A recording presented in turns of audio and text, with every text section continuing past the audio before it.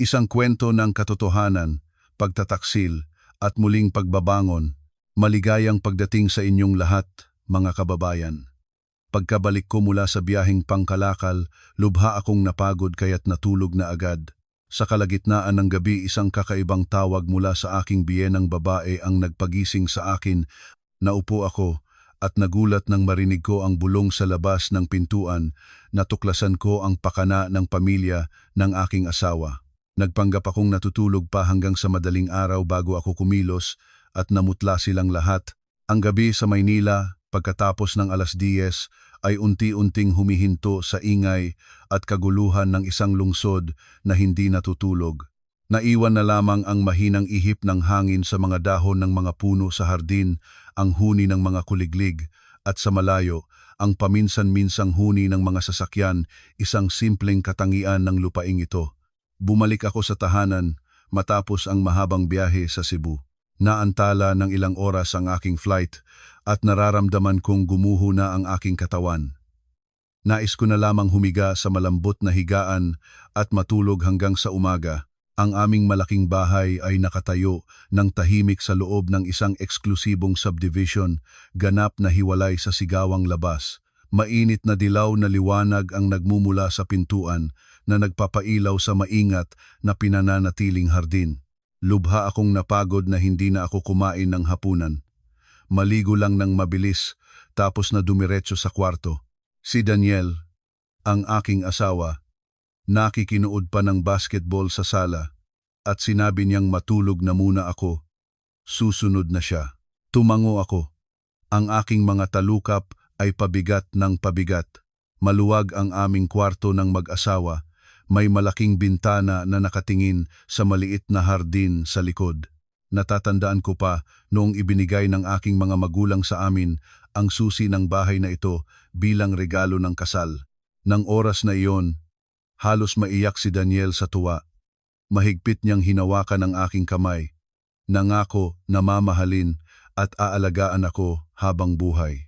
Ang aking mga magulang, bagamat hindi nila lubusang tinanggap ang kasal na ito dahil sa malaking pagkakaiba ng aming kabuhayan, ay hindi rin nila nais pigilan ang kanilang anak na babae sa ikasasaya nito. Nais lang nilang mahanap ko ang isang mabuting lalaki na mamahal at mag-aalaga sa akin. At sa buong nakalipas na taon, palagi akong naniniwala na tama ang aking napili. Ang aking pagtulog ay pabigat-bigat sa pagod at sa hindi pagkasanay sa sariling higaan matapos ang maraming gabi sa hotel. Mga alauna na ng umaga nang magising ako dahil sa tuyong lalamunan.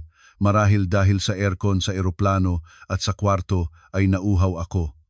Maingat akong bumangon at nakita kong walang laman ang tabi ng higaan. Malamang nasa ibaba pa si Daniel. Hindi ko rin inisip ng husto, baka excited pa siya sa laro. Iniabot ko ang aking manipis na bata at isinuot, pagkatapos ay maingat na binuksan ang pintuan ng kwarto at bumaba sa kusina para kumuha ng mainom. Ang hagdan na kahoy ay walang lagutok, isa-isang bumababa ang aking mga paa habang ang aking isipan ay nag-iisip pa rin sa mga numero at kontrata mula sa aking biyahe. Ang buong bahay ay tahimik. May lamang mahinang liwanag mula sa ilaw na pangtulog sa pasilyo habang dumadaan sa kwarto ng aking mga biyenan. Sa unang palapag, sadyang diretso sana akong pupunta sa kusina, ngunit isang pamilyar na boses ang pumasok sa aking tainga kahit pinipigilan na ang lakas nito. Boses ito ng aking biyenang babae, ni Aling Corazon. Tulog na ba si Maria, anak? Tumibok ng kabila ng aking puso. Bakit kaya hindi pa natutulog si Aling Corazon, si Mang Ernesto, at kahit si Daniel sa ganitong oras ng gabi? Hindi ko napigilan ang sarili na huminto at kumapit sa makapal na dingding kung saan pinakamalabong lugar ang kadiliman. Sumagot si Daniel nang mahinang-mahina rin. Huwag kang mag-alala, Nay. Kapapuwi lang niya mula sa biyahe, pagod na pagod, malamang mahimbing na siyang tulog. Umakyat nga ako kanina para tingnan. Wala talagang galaw. Mag-ingat ka, anak. Malapit na ang lahat. Hindi tayo maaaring magkamali ngayon. Saka, tinawagan ako ni Vicky kahapon at sinabi ng doktor na maaaring maaga siyang manganak. Baka sa linggong ito pa lamang o sa susunod, kailangan tayong handa.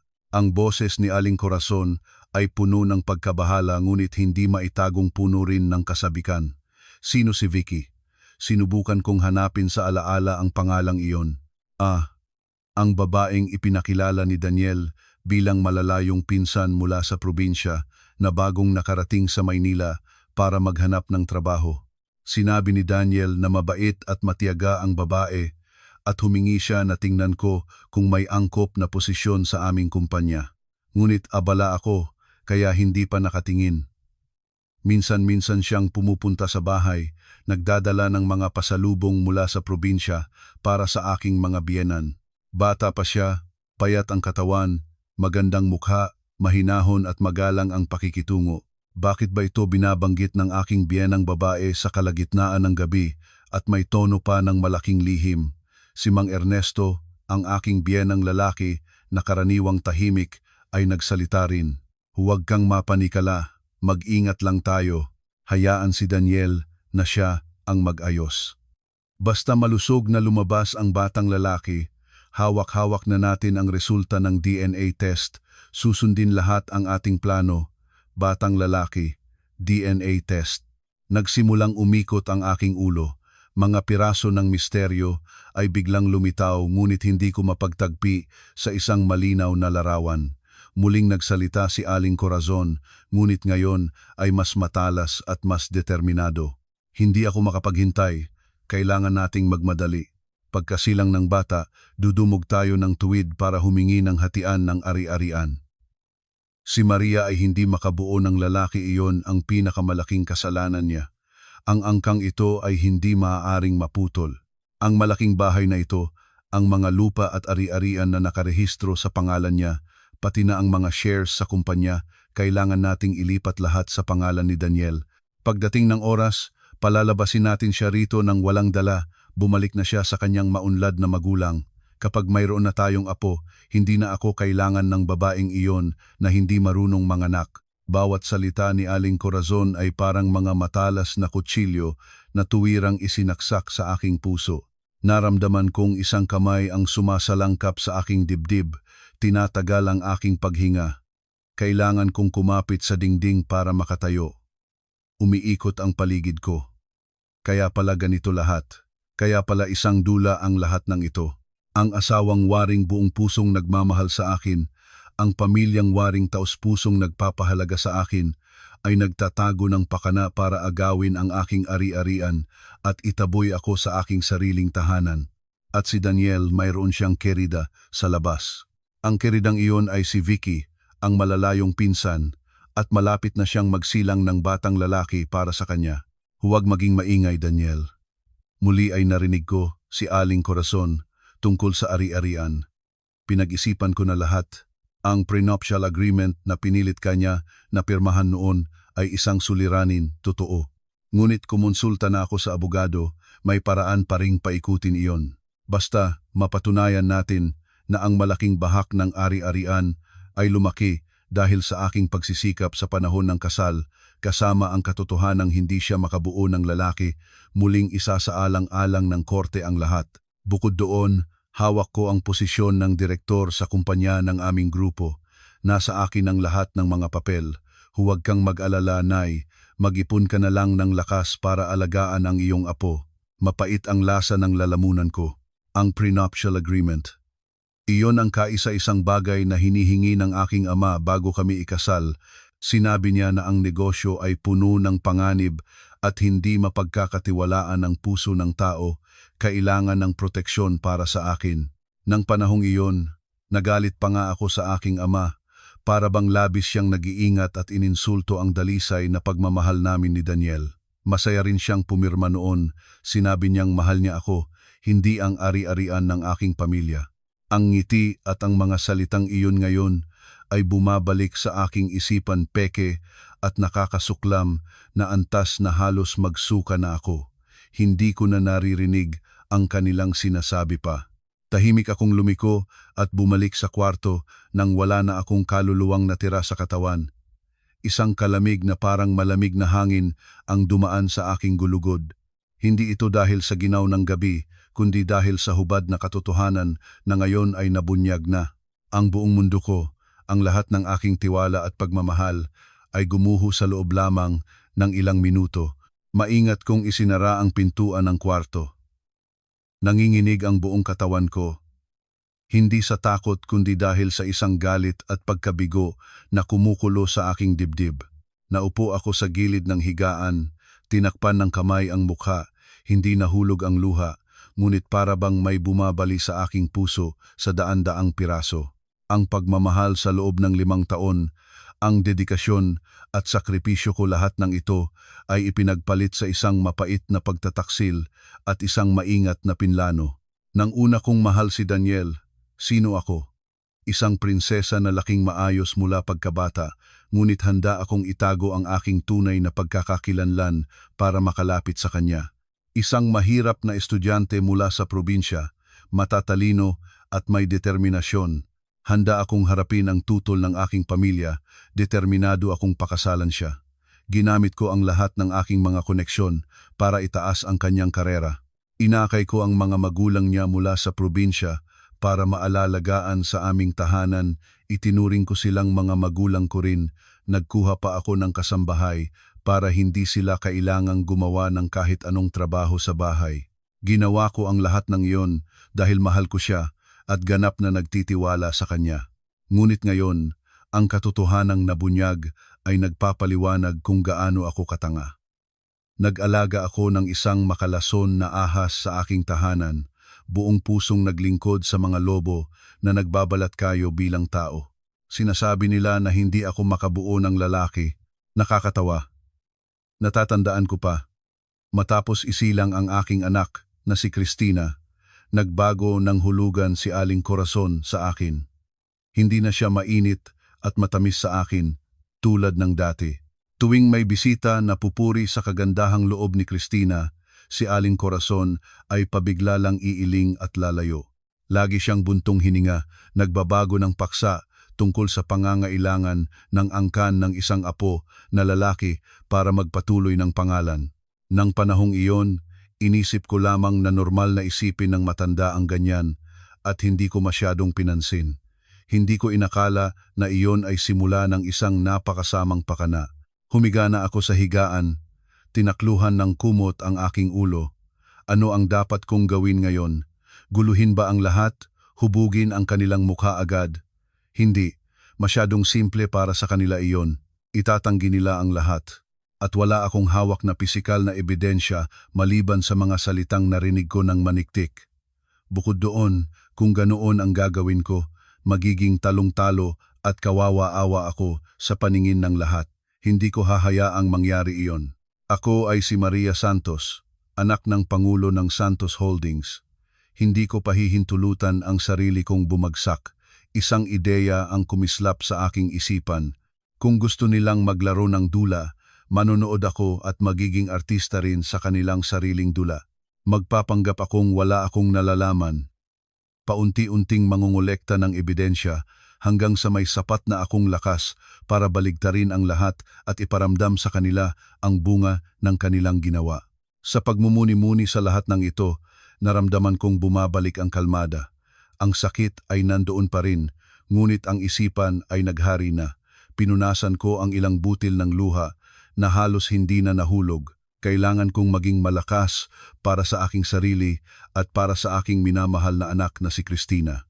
Ilang sandali pagkatapos, narinig ko na nagbukas ang pintuan ng kwarto. Ipinikit ko ang aking mga mata, inayos ang aking paghinga, nagpanggap na mahimbing na natutulog. Isang anino, ang marahang lumakad, papunta sa tabi ng higaan. Naramdaman ko ang pamilyar na hininga ni Daniel sa tabi ko. Nanatili siya roon ng ilang sandali para bang tinitiyak na mahimbing na ako. Pagkatapos ay naramdaman ko ang kanyang kamay na marahang nagpahid sa aking buhok. Ang haplos na noon ay nagpapainit at nagpaparamdam ng pagmamahal, ngayon ay nagpapanginig sa akin sa pagkasuklam. Inisip niya na wala akong nalalaman. Gumaganap pa rin siya ng papel ng isang mabuting asawa. Nalibak ko ang kanyang pagkukunwari sa aking sarili. Siya ay marahang lumabas sa kwarto, malamang patungong balkonahe o sa silid ng trabaho para tumawag. Binilang ko sa isip ko hanggang 100 bago dahan-dahang bumangon at maingat na sumunod sa kanya. Ang pintuan ng silid ng trabaho ni Daniel ay bahagyang nakabukas. Nagtago ako sa labas, sapat para marinig ang boses niya. Ang boses ni Daniel ay hindi na ang malambot at mahinahin na tono nang kausapin niya ako ngayon. Ito ay matamis at pambobola na nakakasuka. Ako ito, Vicky ko. Natutulog ka na ba? Sobra kitang miss, hindi ako makatulog. Tigas na tigas ang tiyan ko ngayon, hindi komportable. Maririnig ang boses ng isang babaeng nanunulsol sa kabilang linya. Naku, nakakaawa ka. Sikap-sikap mo na. Konting oras na lang at magkikita na tayo ng ating anak. Kakausap ko lang ang tatay at nanay. Nasa plano pa rin ang lahat. Ikaw ay magpahinga lang at alagaan ang iyong sarili. Ang ating anak na lalaki ay dapat na malusog at matalino. Sige, pero natatakot ako. Si Maria, hindi ba siya naghinala? Ang boses ng babaeng iyon ay liyag. Huwag kang mag-alala, tanga lang ang babae na iyon. Madaling linlangin. Anumang sasabihin ko ay paniniwalaan niya ng buo-buo. Ganyan siya sa lahat ng mga taon. Naglalakbay siya, pagdating sa bahay ay tulok ng tulog tulad ng patay. Hindi siya makakaalam ng anuman. Pagkasilang ng bata mo, hahanapin ko na agad ang paraan para hiwalayan siya. Lahat ng ari-arian, lahat ng karera, magiging para sa ating dalawa lang. Bawat salitang sinabi niya ay parang martilyo na tinatamaan ang aking ulo. Tanga, madaling linlangin. Kaya pala sa paningin niya at ng buong pamilya niya, isang mayamang tanga lang ako, isang gintong minahan para sa kanilang pagkuha. Sige, Daniel Santos, babayaran mo ang presyo ng pag-api mo sa akin. Ang dulang ito, sasabay kita hanggang sa katapusan. Tingnan natin kung sino ang mapapaluhang magjumagis at sino ang magtatawang nagtagumpay pagsara ng kurtina. Tahimik akong bumalik sa kwarto. Ang aking puso ay naging yelo na noon pa. Kinabukasan ng umaga, nagising ako bago pa tumunog ang alarm. Halos hindi na ako nakatulog sa buong gabi. Ang aking isipan ay puno ng mga plano at estratehiya para sa pagpapalit ng sitwasyon. Tumingin ako sa lalaking nakahiga sa tabi ko. Ang kanyang mukha habang natutulog ay mukhang maamo at walang sala. Ngunit alam ko na sa likod ng hitsura na iyon ay isang demonyo na may walang katapusang katakawan at pusong parang lobo. Pumasok ako sa banyo, tiningnan ang sarili sa salamin. Maitim ang ilalim ng aking mga mata dahil sa kakulangan ng tulog, ngunit ang tingin ay matulis at determinado na hindi pangkaraniwan. Hindi na ako ang mahinang Maria na palaging lulundagan sa pag-ibig noong nakaraang araw. Ang Maria ngayon ay mamumuhay para sa sarili niya. Pumili ako ng itim na opisyal na terno, maingat na nag-makeup para matakpan ang pagod na mukha. Nang bumaba ako, nakahandang kumain ang buong pamilya ng aking asawa sa hapagkainan. Nang makita niya ako ni Aling Corazon, naging masaya agad siya. Hoy, maaga namang nagising ang aking manugang. Halika at kumain na. Pinagawa ko ang kasambahay ng iyong paboritong arroz caldo. Ang pekeng ngiti ni Aling Corazon ay nagpapasuka sa akin. Umiling ako. Ang boses ko ay malamig. Hindi na, Nay. May kagyat na trabaho sa kumpanya. Kailangan na akong umalis agad. Knit ng kilay ni Daniel. Bagong uwi ka lang mula sa biyahe. Bakit hindi ka magpahinga ng isang araw? Anong trabaho ang kaya kang magmamadali? May bagong proyekto na may problema, hinihingi ng partner na magkita agad. Hindi ako makakaiwas. Maigsi ang aking sagot. Hindi man lang tinignan si Daniel sa mga mata. Kinuha ko ang aking bag at diretsyo na sa pintuan. Ihahatid kita. Agali-agaling tumayo si Daniel. Hindi na kailangan. Kaya ko naman mag-drive. Kumain ka na. Sabi ko at isinalampu ang pintuan nang hindi binibigyan si Daniel ng pagkakataong magsalita pa. Nakaupo sa loob ng kotse, huminga ako ng malalim. Ang sariwang hangin ng umaga sa Maynila ay hindi man lang nagpagaan sa aking pakiramdam. Nagmaneho ako ng diretso sa pangunahing tanggapan ng Santos Holdings. Dito ang aking tunay na lugar, dito ang aking teritoryo. Pagpasok sa opisina, agad kong tinawag si Carla, ang aking sekretarya na sumama sa akin sa maraming taon at pinapasok sa aking silid. Matalino si Carla, mabilis at ganap na tapat. Nagtitiwala ako sa kanya. Isang bagay lang ang ipagagawa ko sa iyo, ganap na lihim. Sineseryoso ko ito. Sabi ko nang walang kaligayahan sa tono. Tumango si Carla. Sabihin mo na, ma'am. Gamitin mo ang lahat ng iyong mga koneksyon para imbestigahan ang lahat ng gawain ni Daniel Santos, ang aking asawa, sa nakalipas na 6 na buwan. Kailangan ko lang malaman kung saan siya pumunta, ano ang ginawa, sino ang nakita, lahat ng transaksyon sa credit card, kasaysayan ng mga tawag, at espesyal na pansinin ang isang babaeng nagngangalang Vicky. Ito ang lahat ng alam ko tungkol sa kanya. Iniabot ko kay Carla ang isang papel na may nakasulat na kaunting impormasyon na mayroon ako. Bahagyang nagulat si Carla, ngunit hindi siya nagtanong pa. Alam niya kung kailan dapat magtanong at kailan dapat manahimik. Naiintindihan ko na po. Magbibigay ako ng ulat sa inyo sa lalong madaling panahon. Pagkaalis ni Carla, ginawa ko ang ikalawang tawag. Sa aking personal na katulong na si Grace, ang taong nag-aasikaso ng aking mga personal na bagay. Grace, bumalik ka na agad sa malaking bahay, sa subdivision. May biglaang business trip ako papuntang Singapore, malamang ilang linggo. Bumalik ka at sabihin sa kasambahay na mag-ayos ng kaunting gamit para sa akin. Ngunit pinakamahalagang bagay, pumasok ka sa aking kwarto, buksan ang safety deposit box, kunin ang lahat ng alahas, relo, at lahat ng titulo ng lupa at bahay at mga savings book na nakangalan sa akin at dalhin mo kaagad dito sa opisina. Tandaan, kailangang tahimik ang lahat. Sabihin sa lahat na kinukuha mo ang mga dokumento para sa aking biyahe.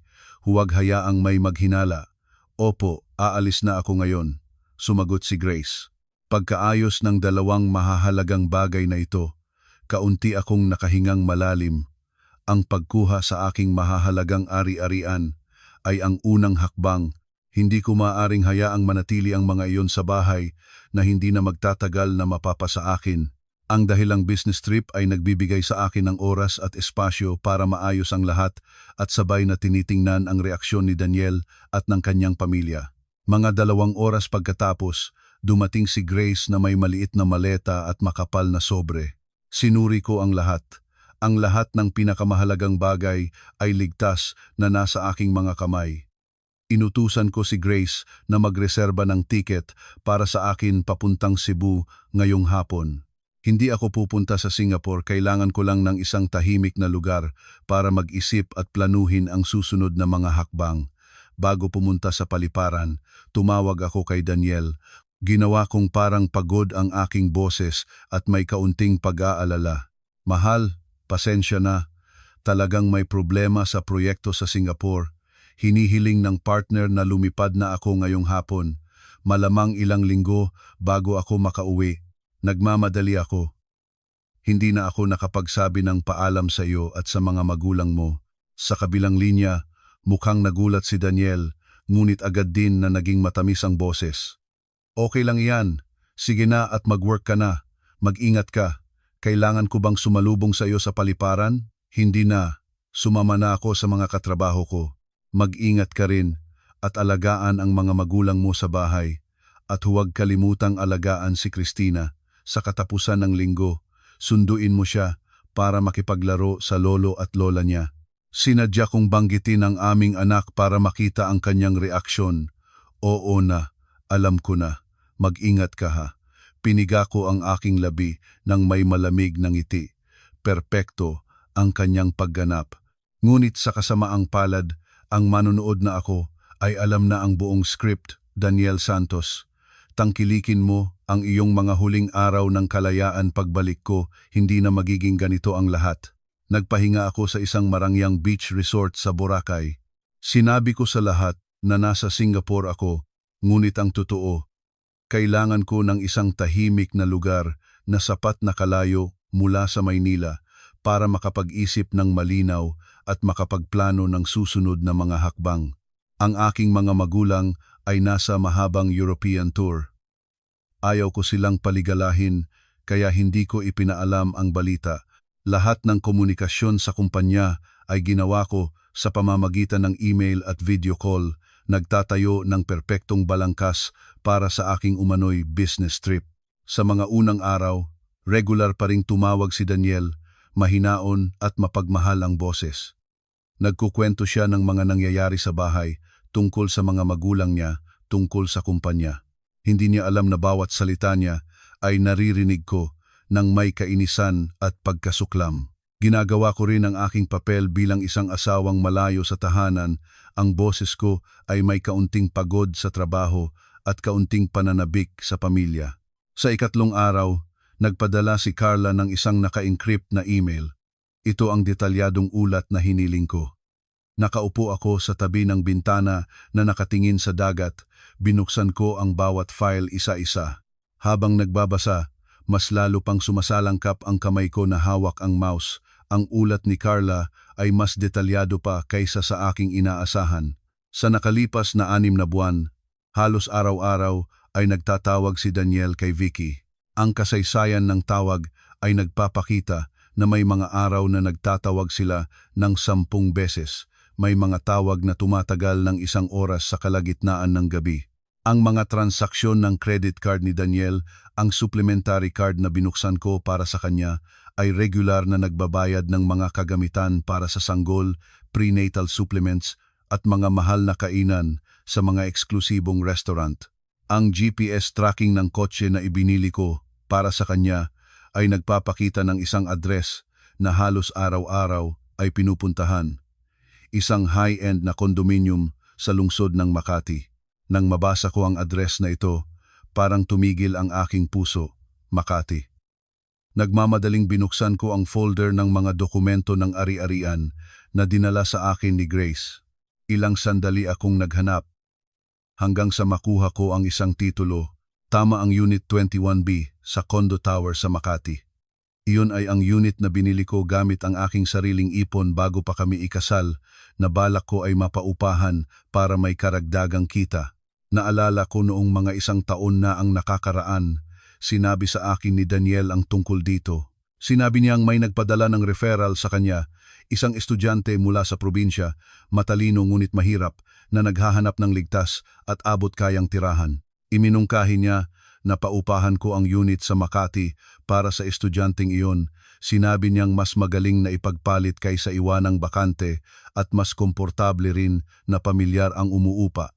Dahil lohikal ang sinabi niya at naawa naman ako sa sitwasyon ng daw na estudyante, pumayag ako na may napakababang upa pa, hindi man lang gumawa ng masusing kontrata.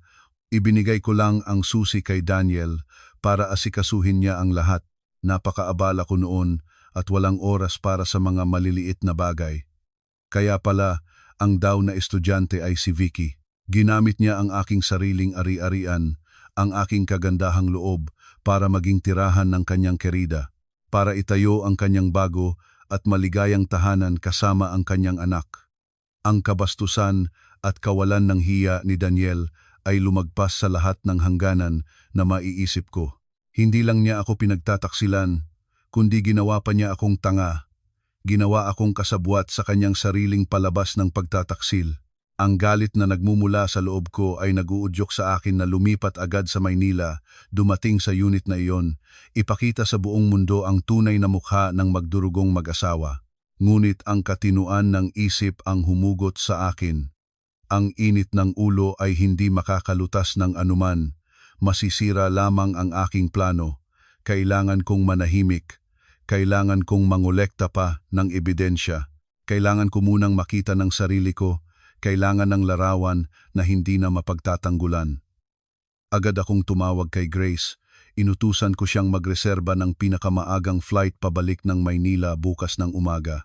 May kagyat na bagay ako, ngunit huwag sabihin sa kahit sino na papauwi na ako. Hayaan ang lahat na isiping nandoon pa rin ako sa Singapore. Nang gabing iyon ay hindi ko mapigilan ang pag-iisip. Nakatingin sa itim na dagat sa gabi, naramdaman ko na ganoon din ang aking puso.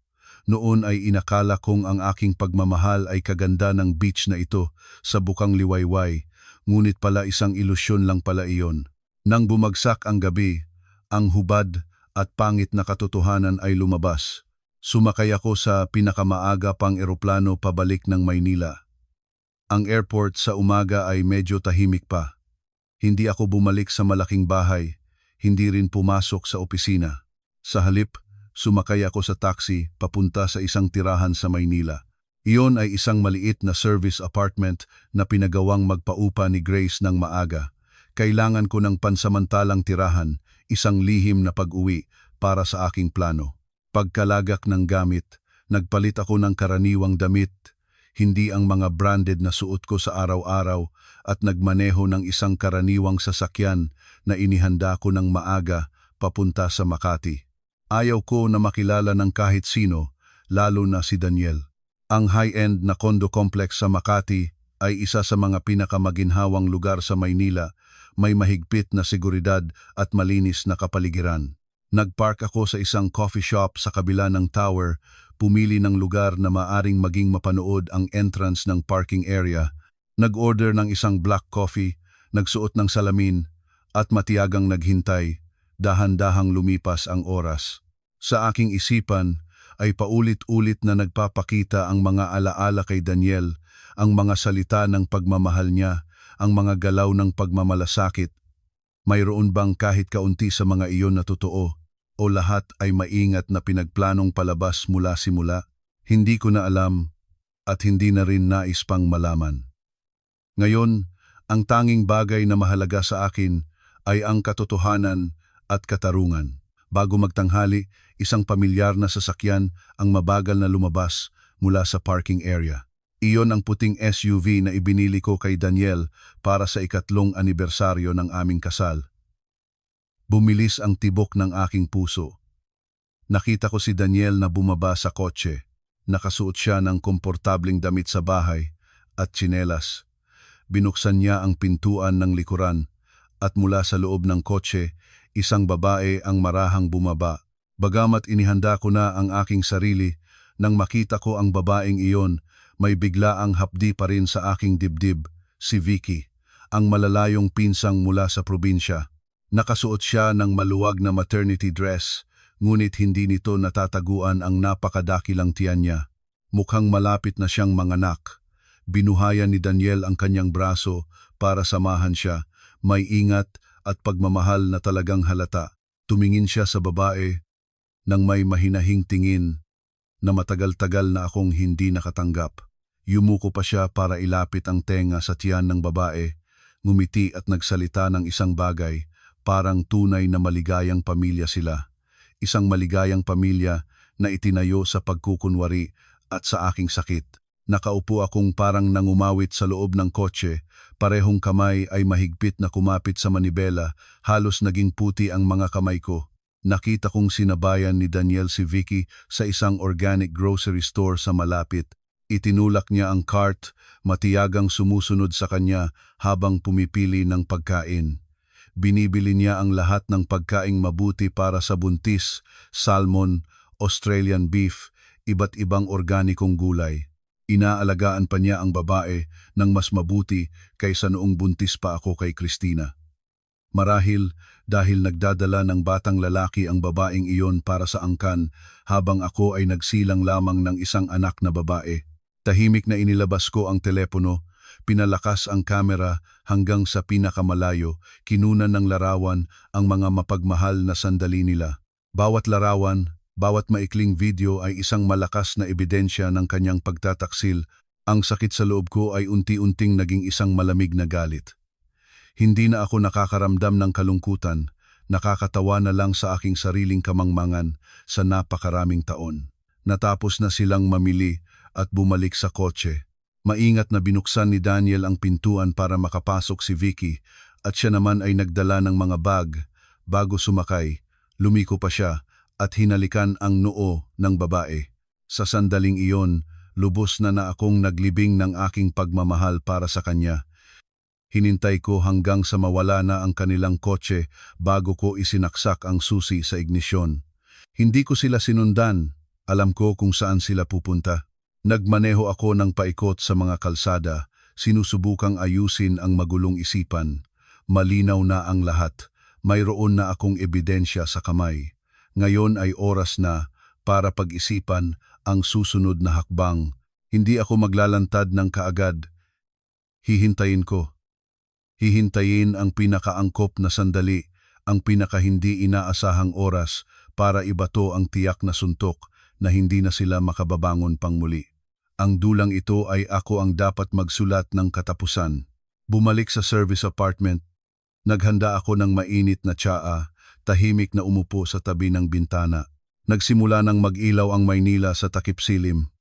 Ang mga sasakyan ay nagmamadaling nagpapalipas ng oras, ngunit ang aking puso ay kakaibang tahimik. Ang mga larawang nakita ko kanina ay hindi na nagpapasabak sa akin. Sa halip, sila ay parang isang gamot na naglapat ng kalamigan sa lahat ng natitirang damdamin para sa kasal na ito. Nagsimula akong mag-alala, sinusubukang pagsamahin ang lahat mula sa pinakaunang araw. Nakilala ko si Daniel sa library ng universidad. Noon ay senior na estudyante ako. Siya naman ay 2 taon na ang nakalipas ng pagtatapos at naghahanap ng trabaho. Nahikayat ako ng kanyang hitsura na parang estudyante, ang salaming suot niya at ang seryosong pagbabasa sa mga libro. Para mapalapit sa kanya, ako na prinsesa, mula pagkabata na may kasamang driver, ay kinailangang matutunan ang pagsakay ng jeepney, kumain sa mga karenderya, at sadya pang pumiling magsuot ng pinakakaraniwang damit para hindi siya masabihan ng malayo nila sa buhay. Itinago ko ang aking tunay na pagkakakilanlan. Nagsabi akong anak ng isang karaniwang empleyado. Ang mga magulang ko ay sapat lang ang kaya para sustentuhan ang aking pag-aaral. Naniniwala si Daniel dito. Madalas niyang kwentuhan ako ng kanyang mahirap na buhay sa probinsya, ng kanyang mga pangarap, ng kanyang determinasyong baguhin ang kapalaran ng kanyang pamilya. Lubos akong naantig sa kanyang pagmamahal sa pamilya at sa kanyang sigla. Inisip ko na nakakita ako ng isang hindi pa nahuhubog na ginto, sandali lamang kailangang hugasin at siguradong magniningning. Ang aming pagmamahal ay ganoon na lumago, dalisay at simple. Masaya ako sa mundong sarili kong ginawa. Masaya nang ihatid niya ako sa kanyang lumang motorsiklo. Masaya na kumain ng sorbetes sa luneta kasama siya. Masaya sa pagtingin ng kanyang ngiti nang maibigay ko sa kanya ang isang bagong paboritong damit. Inibig ko siya ng buong katotohanan at kadalisayan ng isang batang babae. Hanggang sa araw na dinala ko siya sa aming bahay para makilala ang aking pamilya. Ang hapunan ng gabing iyon ay puno ng pag-iingat. Ang aking ama, isang taong lumaki sa mundo ng negosyo, ay nagawa sa ilang tanong lamang na alamin ang tunay na pagkatao ni Daniel. Matapos umalis si Daniel, nagsalita ang aming ama sa akin, ang isang salita na hanggang ngayon ay aking naalala. Anak, ang sigasig at ambisyon ay 2 magkaibang bagay. Hindi ako tutol na mahalin mo ang isang taong mahirap ang buhay, ngunit natatakot akong mapili mo ang isang tao na ang puso ay hindi mo lubos na mauunawaan. Noon ay nagtampo pa ako sa aking ama. Inisip ko na sobra siyang mahigpit. May pagtatangi siya sa mga mahihirap. Ang aking ina naman ay mas maamo at nagpayo na mag-isip ng mabuti. Sa kabila ng kanilang pag-aalangan, determinado pa rin akong pakasalan si Daniel dahil sa akin napilitan din ang aking mga magulang na sumang-ayon. Inihanda nila ang isang malaking kasalan para sa amin, ibinigay ang malaking bahay bilang regalo at ang aking ama ay naghanap ng posisyon bilang manager para kay Daniel sa isa sa mga subsidiary ng Santos Holdings. Ngayon, naiintindihan ko na ang mga palatandaan ng kanyang kasakiman ay lumitaw ng maaga, ngunit binalutan ng pag-ibig ang aking mga mata. Naalala ko na ilang sandali matapos ang kasal, minungkahi ni Daniel na ibenta ang isang lupa na regalo ng aking nanay. Sinabi niyang ang pera mula roon ay mas kumikita kung ilalagay sa investment. Hindi ako pumayag noon. Sinabi kong alaala iyon ng aking nanay at nais kong itago. Nagalit siya sa akin ng ilang araw, kinailangang payupain ko siya. Binili ko para sa kanya ang isang mamahaling relo at saka lang siya naging masaya muli. Noon ay inisip ko lamang na may sigasig siya sa negosyo at nais mabilis na mapatunayan ang kanyang sarili, hindi ko pinaghinalaan na pinagmamasdan na niya ang aking ari-arian. Ganoon ninakaw ng pagmamahal ang aking katinuan. Mga 6 na buwan matapos ang kasal, nagsimulang banggitin ni Daniel ang pagkuha ng kanyang mga magulang mula sa probinsya para manirahan kasama namin. Kwento niya kung gaano kahirap ang kanilang buhay, na ngayong may kakayahan na siya, nais na niyang malapit para alagaan sila. Paggalang sa magulang sinabi niya, ng taos puso, halos maluha. Nang marinig ko ang mga salitang iyon, ni minuto'y hindi ako nag-atubili at agad na pumayag. Naantig pa nga ako dahil mukhang isang anak na may malakas na pagmamahal sa magulang. Inisip ko na ang isang lalaking nagmamahal sa kanyang mga magulang ay siguradong magiging mabuting asawa rin. Bukod doon, ang malaking bahay ay maluwag. Ang pagdating ng 2 matanda ay hindi masasama at magiging mas masaya pa. Mismo akong nagmaneho kasama si Daniel para sunduin ang kanyang mga magulang. Nang unang pagkakataon kong pumunta sa kanilang probinsya, nakita ko ang kanilang maliit at mahirap na bahay at lalong nagpalakas ang aking awa.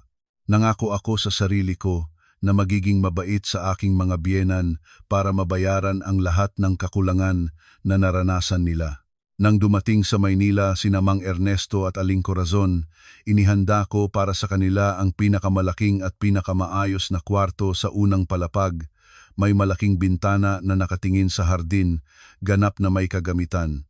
Nagkuha pa ako ng karagdagang kasambahay para mag-asikaso ng pagkain, labada at paglilinis, para hindi na kailangan pang gumawa ng kahit anong trabaho ang aking mga biyenan. Sa mga Sabado, madalas ko ang buong pamilya sa mga mamahaling restaurant, bumibili ng magagandang damit para sa kanila at pinakamainam na mga bitamina at supplements.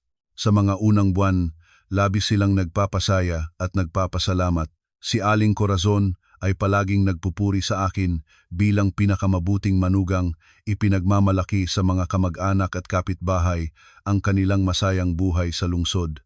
Si Mang Ernesto naman, bagamat tahimik, ay maayos ang pakikitungo sa akin. Naniniwala na ako na mayroon akong isang kumpleto at masayang pamilya, ngunit ang lahat ay nagsimulang magbago ng maingat mula nang buntis ako at isilang si Cristina. Nang malaman niyang babae ang aking isinilang, nakita ko ang nanglulumong pagkabigo sa mukha ni Aling Corazon kahit mabilis niyang tinabunan ng pinilit ng ngiti. Nagsimula siyang magsabi ng mga pahiwatig tulad ng pare-pareho ang bata, ngunit may tatay na lalaki ay mas mabuti pa rin o kulang siguro ang grasya ng angkang ito kaya walang batang lalaki. Ang kanilang kalamigan ay mas lalo pang nahalata matapos ipanganak si Cristina. Halos hindi na nila kargado ang apo. Tuwing may bisita na pupuri sa kagandahan ni Cristina, si Aling Corazon ay ngumungungulang at naghahanap ng dahilan para lumayo. Hindi na siya matamis sa akin gaya ng dati. Madalas na maasim at mapanuri sa lahat mula sa pag-aalaga ko sa bata hanggang sa gastos sa bahay. Pinupuri niya akong gastusin, hindi marunong magtipid, samantalang siya mismo ay nakasuot ng mahal na damit na binibili ko, kumakain ng masarap na pagkain na binabayaran ko. Si Daniel naman ay palagi sa panig ng kanyang ina. Sa tuwing magreklamo ako sa ugali ni Aling Corazon, itatanggi niya ito, sasabihing matanda na ang ina, bakit ko papapansinin? O kaya naman, natural lang ang ugali ng ina niya, walang ibang ibig sabihin. Siya rin ay unti-unting naging malayo at malamig sa akin, madalas na nauwi ng gabi sa dahilang nagtatrabaho o nakikisama sa mga kliyente. Ngayon, sa matalas na pagtingin, naiintindihan ko na ang lahat ng ito ay hindi aksidente. Iyon ay bahagi ng kanilang plano. Kailangan nila ako, kailangan nila ang aking pera para sa isang marangyang buhay. Ngunit sabay naman ay kinahamak nila ako dahil hindi ako makabuo ng lalaki. Sama-sama nilang itinayo ang isang perpektong palabas kung saan ako ang pangunahing karakter na kapwa kawawa at mapanagutan. Ilang araw akong nainugta sa mga masasakit na alaala at malupit na katotohanan, ngunit unti-unti ay nakuha ko muli ang kinakailangang kalmada. Ang aking puso ay hindi na sumasakit, pinalitan na ito ng kawalan at isang bakal na determinasyon.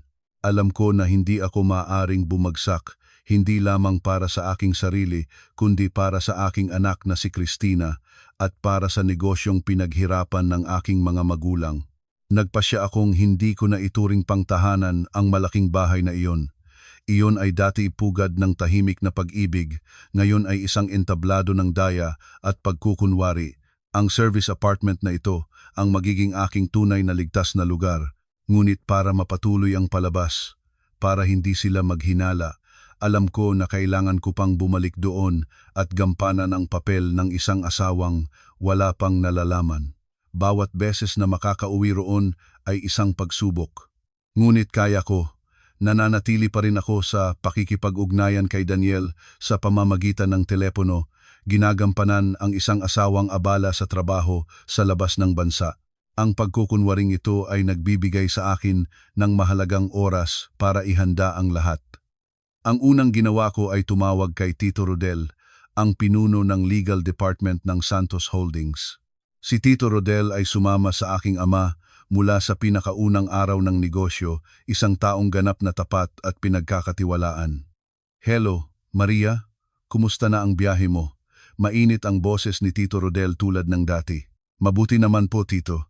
"Tito, may napakahalagang personal na bagay po akong gustong ipagawa sa inyo, lihim na lihim, kahit sa mga magulang ko po.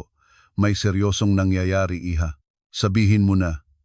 Lahat ng magagawa ko, gagawin ko." Ang pag-aalala sa kanyang boses ay nagpainit sa aking puso. Malalim akong huminga, inayos ang tinig ko para hindi manginig. "Hanapin ninyo ang prenuptial agreement na pinirmahan namin ni Daniel, 5 taon na ang nakakaraan. Suriin ng mabuti ang lahat ng probisyon, tiyaking may buong legal na bisa pa ito at walang butas. Bukod doon, ihanda ninyo ang lahat ng kinakailangang papel para sa isang diborsyo sa direksyong pinakakapaki-pakinabang para sa akin. Naiintindihan ko na, iha." Ilang sandali bago muling nagsalita si Tito Rodel, naging mahinahon ang boses. "Huwag kang mag-alala, aasikasuin ko ang lahat ng legal na papel. Susuriin ko ng mabuti at magbibigay sa iyo ng pinakamaagang ulat. Maraming salamat po, Tito." Ibinaba ang telepono.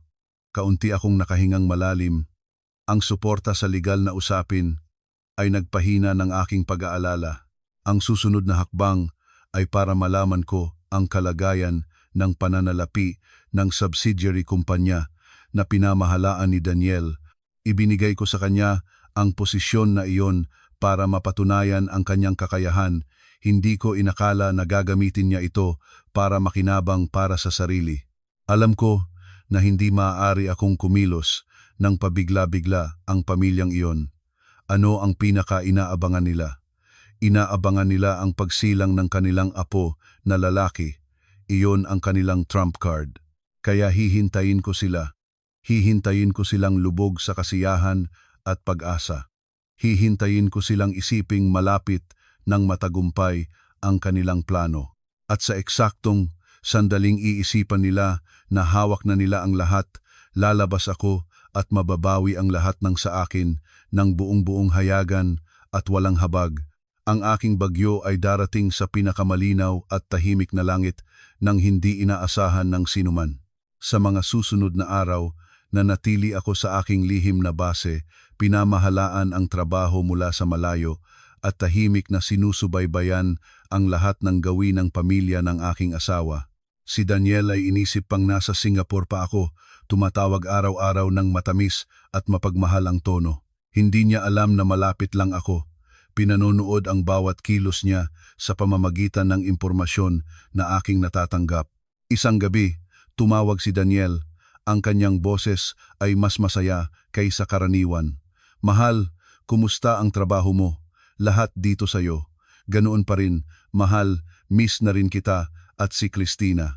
Sumagot akong sana ay pagod ang boses na aking pinagpraktisan ng husto, "Maria, malapit na ang ating 5 anibersaryo ng kasal.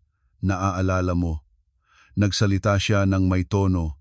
Isang patak ng lamig ay dumaan sa aking puso, ngunit napanatili ko ang kalmada. Ang 5 anibersaryo ng kasal, noon ay lubos kong pinagabangan ang araw na ito. Nagplano pa ako ng isang European trip para sa aming dalawa. Ngunit ngayon, Ito ay isang mapait na paalala ng pagkukunwari. Naaalala ko naman. Mabilis nga talaga. 5 na taon. Sinabi ko nang walang damdamin. May ibibigay ka bang regalo para sa akin? Nagustuhan ko yung bagong Audi sports car na lumabas. Piniwersa niya ang tinig ng may pahiwatig. Marinig ang salitang iyon ay halos tumawa na ako. Talagang walang hiya. Kahit sa ganitong sitwasyon, naabala siya sa pag-aalaga ng kanyang keridang manganganak na hindi pa rin niya nakalimutan ang manghingi sa akin. Titingnan ko pa. Mahal, ang trabaho ko ngayon ay medyo hindi maganda. Ang proyekto ay baka mas mahaba pa kaysa inaasahan. Ang regalo ay iisipin natin mamaya. Malamig akong pumutol. Sa kabilang linya ay may kaunting kaligaligan. Ay ganoon? Sige. Ang trabaho mo ang pinakamahalagang bagay. Sige na, galingan mo ha. Ang boses niya ay may kaunting pagkabigo na hindi maitaguan. Inihagis ko ang telepono sa higaan matapos ibaba ito. Naalala ko ang mga nakaraang taon. Sa bawat anibersaryo, lagi akong nag-iisip kung anong regalo ang angkop mula sa mamahaling relo, mga custom na terno, hanggang sa puting SUV na ginagamit niya ngayon para samahan ang kanyang kerida. Ibinibigay ko ang lahat ng walang kondisyon, walang pag-iisip, dahil mahal ko siya. At paano niya binayad ang pagmamahal ko? Sa pagtataksil at pakana, para kunin ang aking ari-arian, si Gina Daniel Santos. Ngayong anibersaryo ay may espesyal na regalo rin ako para sa iyo. Isang regalo na siguradong hindi mo at ng buong pamilya mo malilimutan. 1 linggo matapos ang tawag na iyon, nagpasya akong oras na para lumabas ako. Nang gabing iyon, nagdaos ang Santos Holdings ng isang malaking selebrasyon para sa inaugurasyon ng bagong shopping mall. Ito ay isang mahalagang okasyon na dinaluhan ng mga negosyante at media. Alam ko ng tiyak na nandoon si Daniel bilang direktor ng subsidiary at bilang anak sa batas ng Pangulo. Pinili ko para sa sarili ko ang isang bordeos na evening gown. Simple ang disenyo, ngunit nagpapatingkad sa bawat linya ng katawan. Nag-makeup akong mas maigting kaysa karaniwan, pinili ko ang matulis na eyeliner at malalim na pula ang labi. Nais kong lumabas hindi bilang isang pinagtaksilan at kawawa-awang asawa, kundi bilang isang reyna na bumabalik para bawiin ang kanyang kaharian. Nang pumasok ako sa venue, lahat ng tingin ay nakatuon sa akin. Marahil sila ay nagulat dahil naniniwala silang nasa Singapore pa ako. Ngumiti ako at kinumusta ang mga partner at bisita, panatag ang kilos at makapangyarihan. Nakita ko si Daniel na nakikipag-usap sa isang grupo sa sulok ng silid. Nang makita niya ako, parang natigilan ang oras. Ang ngiti ng pag-aabangan sa kanyang labi ay yumelo. Ang kanyang mga mata ay lumaki, puno ng pagkagulat, pagkalito, at hindi mapaniniwalaan. Parang naging bato ang buong katawan niya. Aalis siya ng saglit mula sa mga kasamahan at mabilis na lumapit sa akin. Kailan ka bumalik? Bakit hindi mo ako sinabihan para sumalubong? Pinigilan niya ang pagkagulat at nagpiliting ngumiti. Inilawit ang kamay para yakapin ang aking baywang. Maingat ko itong iniiwasan. Bumalik ako kahapon ng hapon, may kagyat na bagay kaya diretso sa opisina. Medyo pagod kaya ayaw kong abalahin ka. Malamig at malayo ang aking sagot, sapat para marinig ng mga katabi. Bahagyang nabingi si Daniel, ngunit nagpumilit pa ring maging palakaibigan. Uy, halika! Ipapakilala kita sa ilang kaibigan ko. Muli siyang nagpunta para hawakan ang aking kamay, ngunit maingat ko na itong inilagay sa bag ko. Ngumiti ako sa mga katahi niya, isang perpektong social smile. Kumusta? Nasiyahan akong makilala kayo.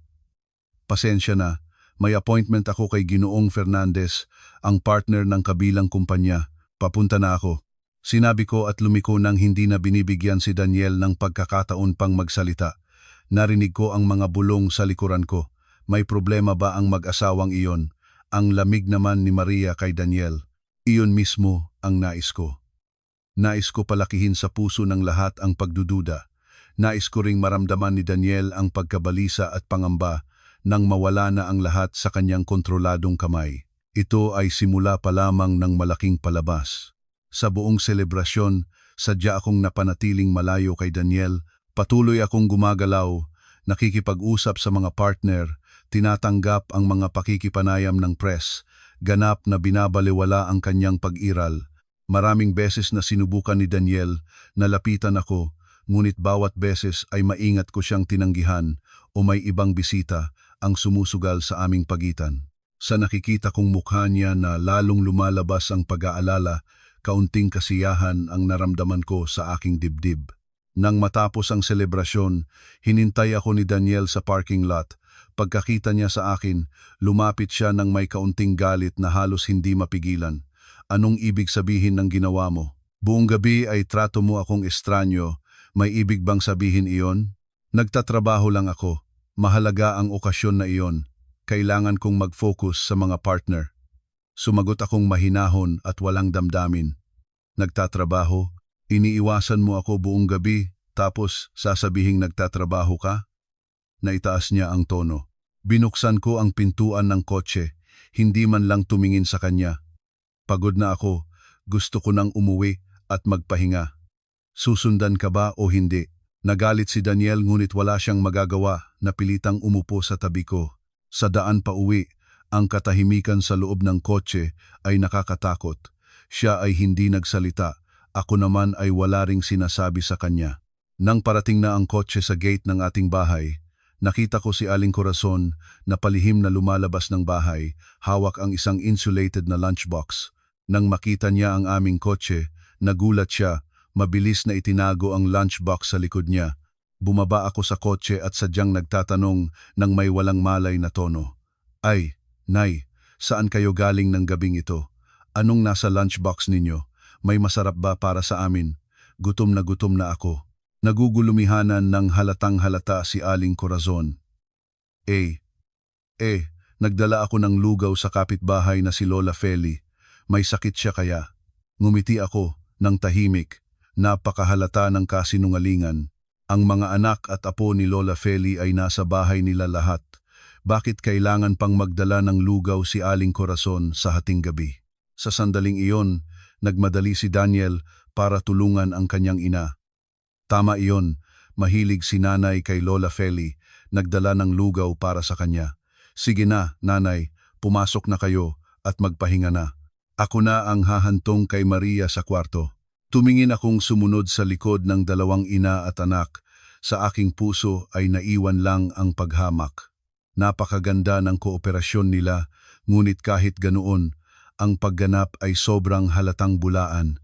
Nang gabing iyon, matapos maligo, nakaupo ako sa vanity table na sinasalamin ko ang sarili nang biglaang lumapat ang mga kamay ni Daniel sa aking mga balikat, yumuko at hinalikan ang aking leeg. Mahal, pasensya na. Medyo naiinis ako kanina sa hitsura natin. Huwag na tayong mag-away ah. Nagsimula siyang halikan at ang mga kamay ay nagpunta sa loob ng aking damit pangtulog. Naramdaman ko ang pagkasuklam. Agali-agali akong tumayo. Itinulak ang kanyang mga kamay. Pagod na ako. Gusto ko nang matulog. Matulog na rin kayo. Pumunta na ako sa higaan.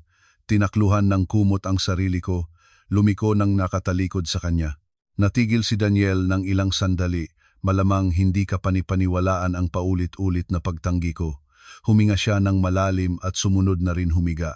Buong gabing iyon, nagkahiga kaming dalawa sa iisang higaan, ngunit sa pagitan namin ay isang malawak na bangin na hindi na mapupunan kailanman. Kinabukasan ng umaga, diretso ako sa punong tanggapan ng kumpanya. Ang aking malamig na ugali kagabi ay nagdulot ng kaunting pagkagambala kay Daniel at sa kanyang ina, ngunit hindi pa rin nila mahulaan ang aking tunay na intensyon. Inisip lang nila na may masamang loob ako dahil sa kakaibang bagay. Mas mabuti pa iyon ang pagmamataas nila ang magiging kanilang kahinaan. Nagtipon ako ng isang emergency meeting kasama ang Board of Directors at Financial Department. Bilang Vice-Presidente ng Santos Holdings, nagdeklara ako ng isang desisyon na nagpagulat sa lahat.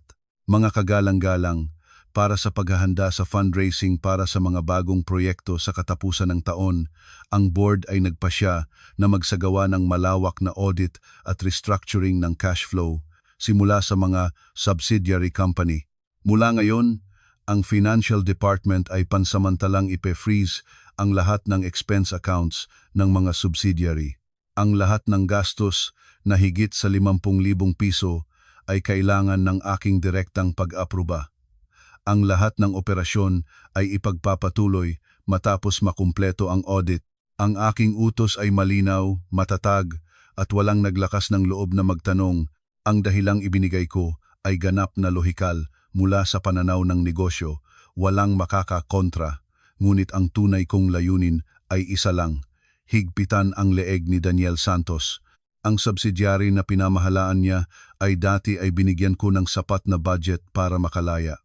Alam ko na ginagamit niya ang pera ng kumpanya para sa kanyang kerida, para sa marangyang pamumuhay.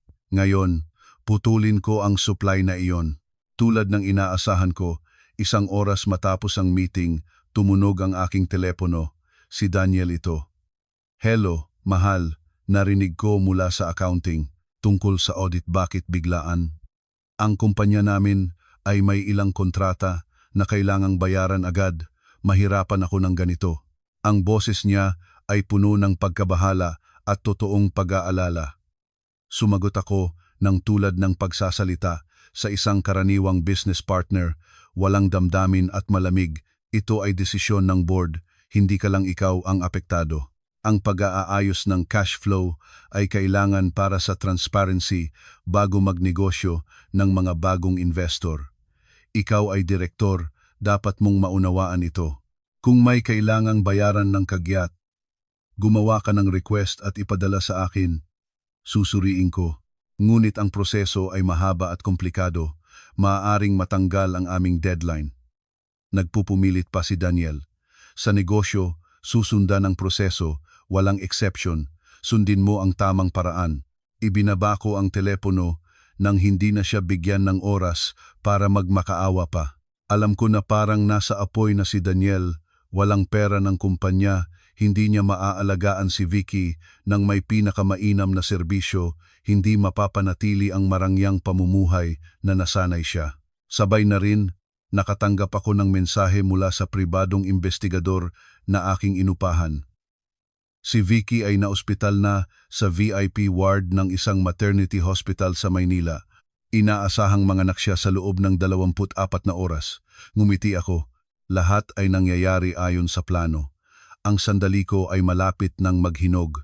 Buong araw na iyon, ilang beses pang tumawag si Daniel, ngunit hindi ko sinasagot ang telepono. Nais ko siyang maramdaman ang kawalan ng kapangyarihan at takot. Nang gabi na, bumalik ako sa malaking bahay tulad ng karaniwan. Maigting ang hangin sa loob ng bahay, halos makapotong. Ang mga biyenan ko ay may mga mata na nagsusuri sa akin. Si Daniel naman ay pabalik-balik at pag-iisip. Nang kasalukuyang kumakain, biglang nag-vibrate ng paulit-ulit ang telepono ni Daniel. Tumingin siya sa screen at dali-daling tumayo para lumabas ng hardin para sagutin ang tawag. Kahit medyo malayo siya, naririnig ko pa rin ang pagkaapura sa kanyang boses. Ilang sandali pagkatapos, bumalik siya sa loob. Ang mukha ay puno ng pagkabagabag at kaunting lungkot. Tumingin siya sa akin at pinigilan ang sariling magmukhang kawawa. "Maria, si Rex, ang pinakamatalik na kaibigan ko noong college, na aksidente siya, nasa emergency room ngayon," sabi nila malubha. Kailangan ko puntahan siya agad. Nagsimula na ang palabas.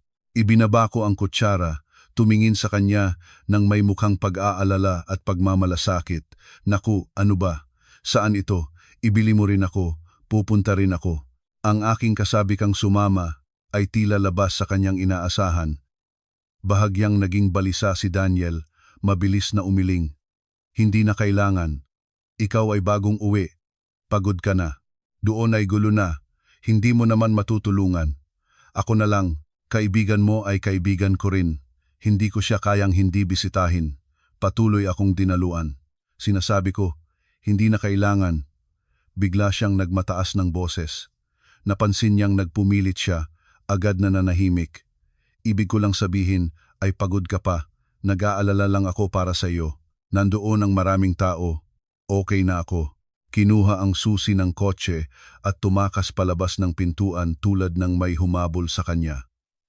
Dinaan ng kurot ng matalim na sisi si Aling Corazon, kumikilos na parang nag-aalala. Kaawaan nawa ng Diyos ang kaibigan ni Daniel. Ay nako, bigla-biglan pa naman. Tumingin akong sumunod sa likuran ng dalawang ina at anak. Sa aking puso ay puro lamang paghamak. Napakahusay ng kanilang kooperasyon, ngunit kahit ganoon, napakabobo ng pagganap. Nang gabing iyon matapos maligo, nagbihis ako hindi ng maringal na damit, kundi ng isang terno na mapayapa, ngunit puno ng dignidad at autoridad. Magaan ang aking makeup, ngunit may matalas na eyeliner at malalim na pula ng labi. Nais kong lumabas nang may tiwala sa sarili at ganap na kontrole. Kinuha ko ang susi ng aking sariling kotse at mahinahon na nagmaneho palabas ng bahay. Destinasyon: ang Maternity Hospital ng Maynila. Daniel Santos, ang regalo ng anibersaryo ay darating na. Ang VIP ward ng Maternity Hospital ay maliwanag pa rin at abala sa gabi. Hindi ako nagkaproblema sa paghahanap ng lugar. Mula sa malayo, nakita ko na ang dalawang pamilyar na silweta na palikot-likot sa harap ng isang labor room, si Daniel at ang kanyang ina. Patuloy na nagpapalipas-lipas si Daniel, paminsan-minsang sumisilipin sa maliit na salamin sa pinto ng labor room. Ang kanyang mukha ay nagpapakita ng halatang pagkabahala, ngunit doon din ay nagliliwanag ang pag-asa at inaabangan. Si Aling Corazon naman ay nakaupo sa hilera ng mga upuan, nakatali ang mga kamay sa harap ng dibdib, bumubulong ng panalangin. Tingnan sila tulad ng isang tunay na pamilya na naghihintay sa bagong buhay, isang apo na matagal na nilang inaabangan. Huminto ako sa dulo ng pasilyo, tahimik silang sinubaybayan ng ilang minuto. Ang aking puso ay walang ni isang alon. Ang kanilang pagtataksil at pagkukunwari ay pumatay na sa lahat ng damdamin ko para sa kanila. Nagsimula akong humakbang. Ang takong ng aking sapatos ay tumatampal sa mga makintab na sahig, gumagawa ng pare-parehong malinaw na ingay sa tahimik na pasilyo. Narinig ni Daniel ang ingay, lumiko. Sa sandaling nakita niya ako, parang natigilan ng oras. Ang ngiti ng pag-aabang sa kanyang labi ay naging bato. Ang mga mata ay lumaki, puno ng gulat, panik, at hindi mapaniniwalaan. Ang buong katawan niya ay parang naging estatwa. Si Aling Corazon, na nahalata ang kakaibang gawin ng kanyang anak, ay lumiko rin. Sa pagkakita sa akin, nabaldado rin siya. Ang bibig na bumubulong ng dasal ay natigilan, nabuksan, ngunit walang lumabas na salita. Marahang lumakad ako papalapit, tumigil sa harapan ng dalawang ina at anak. Sinulyapan ko si Daniel, saka si Aling Corazon, at sa huli ay napabaling sa pinto ng labor room na nakaranggo ng mahigpit. Daniel, heto ka? Nautal si Daniel, paos ang boses. Bakit ka nandito? Akala ko ba? Nagpupumilit pa siyang kumapit sa kanyang maling kwento. Ang kaibigan mo ba? Malinaw at tiyak ang bawat salita ng aking pagputol, malamig tulad ng yelo. Ang kaibigan mo na si Rex, nandoon siya sa loob ng labor room na iyon, Daniel Santos.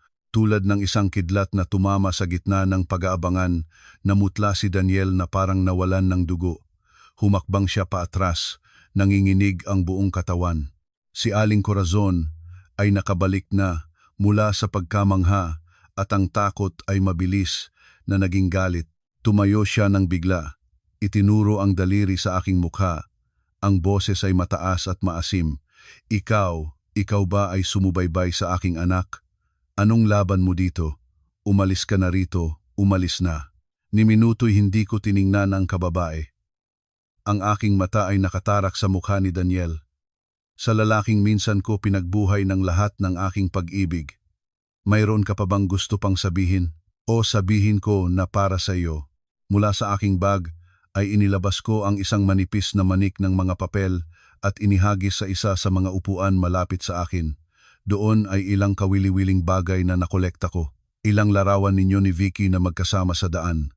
Ang saoke ng credit card mo para sa mga damit ng sanggol at ang kopya ng titulo ng condominium unit sa Makati na nakangalan kay Maria Santos. Gustong basahin ko ng malakas para marinig ng lahat dito? Namutla ang mukha ni Daniel, walang kulay na katulad ng puting papel. Tumingin siya sa manik ng papel tulad ng isang monstruo. Alam niya na ang lahat ng kanyang paraan ng pagtanggi ay naputol na. Eksaktong nang ang hangin ay maigting na maigting, biglang nabuksan ang pintuan ng labor room, isang nurse ang lumabas, maliwanag ang ngiti, hawak sa mga kamay ay isang nakabaluktot na puting kumot. Congratulations po sa pamilya. Malusog ang ina at ang bata. Isang guwapong baby boy ang nasilang, 3 kilo at kalahati. Ang masayang balita ng nurse ay tumagos sa nagtatagisang katahimikan, naging nakakatawang kontrapunto sa tensyon. Si Aling Corazon ay reflexively nangungulila papunta sa sanggol. Ang mukha ay nagsaya ng sandali. Si Daniel naman ay nanatiling nakatayo, nang hindi gumagalaw, hindi alam ang dapat gawin. Tiningnan ko ang bagong silang na sanggol na umiiyak, saka tiningnan si Daniel. Isang malamig at mapanukso na ngiti ang lumitaw sa aking labi. Binabati kita, mayroon ka na ngayong anak na lalaki para sa inyong angkan. Ngayon ay maaari na nating pag-usapan ang papel ng diborsyo. Ang aking salita, bagamat hindi malakas, ay may lakas na lumagpas sa anumang sigaw. Ito ay nagbuhos ng isang timba ng malamig na tubig sa kasiyahang sandaling lumabas lamang sa mukha ni Aling Corazon, sabay na hinila si Daniel mula sa kanyang natigil na estado. Lumiko si Aling Corazon ng biglaan, ang mga mata ay namumula sa galit. Nalimutan na niya ang kanyang apo, nakakasilang, lumapit sa akin tulad ng isang galit na hayop. Ano ang sinabi mo? Diborsyo? Sino kang nagpapahalaga sa iyong sarili para mangibig ng diborsyo sa aking anak? Ikaw ay isang babaeng hindi marunong manganak. Kulang ang palad mo, kaya walang anak na lalaki. Ngayon ang anak ko ay mayroon ng nagsilang ng apo para ituloy ang angkan ng aming pamilya. Ikaw ay naiinggit. Gusto mong sirain lahat? Walang hiya kang babae. Nagtudla siya ng isang serye ng mga masamang salita, mga salita na malamang matagal na niya itinago sa loob. Nanatili akong nakatayo at nakinig ng walang anumang reaksyon sa mukha. Ang aking kalmada ay tila lalo pang nagpaalab sa kanyang galit. Nanay, tigil na. Sa wakas ay nakabalik si Daniel sa sarili, mabilis na hinawakan ang kamay ng kanyang ina. Lumiko siya sa akin, ang mata ay puno ng pakiusap at takot. Maria, mahal, pakinggan mo muna ako. Hindi ganyan ang lahat ng iyong iniisip. Anihin, itinaas ko ang kilay, ang hamon sa boses ay halatang halata, na natrap ka ni Vicky o isang sandaling kahinaan. Aling script ng mga lalaking nagtataksil ang gagamitin mo ngayon? Daniel Santos, kinikilala mo pa rin ba akong tanga? Hinukay ko sa aking bag ang isang manik ng mga papel at inihagis sa isang malapit na upuan. Doon ay ilang interesanteng bagay na nakolekta ko. Ilang larawan ninyo ni Vicky na nagmamahal sa daan. Ang talaan ng gastos ng iyong credit card para sa mga bibilin ng sanggol at kopya ng titulo ng kondominium sa Makati na nakangalan sa aking pangalan. Gustong basahin ko ng malakas para marinig ng lahat dito. Namutla ang mukha ni Daniel, parang nawalan ng dugo. Tiningnan niya ang manik ng papel tulad ng isang monstruo. Alam niya na wala na siyang makalalagay sa kahit anong pagtatanggi. Sinabi ko pa, mahinahon ang tono ko, malinaw ang bawat salita. 2 pagpipilian ang ibibigay ko sa iyo. Una, magdiborsyo tayo ng mapayapa. Pipirma ka sa papel at aalis kang walang dala, walang kahit isang pisong ari-arian.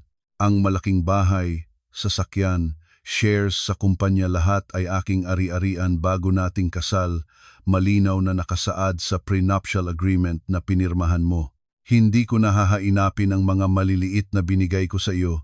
Ituring na lang nating kabayaran para sa iyong pagganap sa nakalipas na mga taon. Tumigil ako sandali, direktang tumingin sa kanyang mga mata. Pangalawa, kung hindi ka sumasang-ayon, magkikita tayo sa korte. Mag-file ako ng kaso laban sa iyo sa kasalanan ng pandaraya at paglabag sa family code. Sa mga ebidensyang nasa akin ngayon, kasama ang legal team ng Santos Holdings, gaano karaming porsyento ang tingin mo ang pabor sa iyo? At sisiguruhin ko ring ang kwento mo bilang isang gold digger na naglinlang ng asawa para alagaan ang kerida ay lalabas sa lahat ng pahayagan para tingnan kung anong matitira pa sa karera mong pinagpapagalan. Bawat salita ko ay parang martilyo na tumama sa kanyang pagpapahalaga sa sarili at sa kanyang mga plano. Nagsimulang matunton si Daniel, napilitan pa siyang kumapit sa dingding para makatayo. Si Aling Corazon, nang marinig ang walang ni isang piso, ay parang nagkaroon ng electric shock. Imposible yon. Sinang puri ng pura. Aling puri ng puri na. Ang aking anak ay nagtrabaho para sa pamilyang iyan ng maraming taon. Bakit aalis siyang walang dala? Malupit ka ng sobra. Nagtrabaho. Ngumisi akong mapanukso. Ang pinakamalaking kontribusyon ng inyong anak ay niloko ako. Ginamit ang pera ng kumpanya para alagaan ang ibang babae at pinagsamantalahan ang koneksyon ng Santos Holdings para sa sariling kapakanan.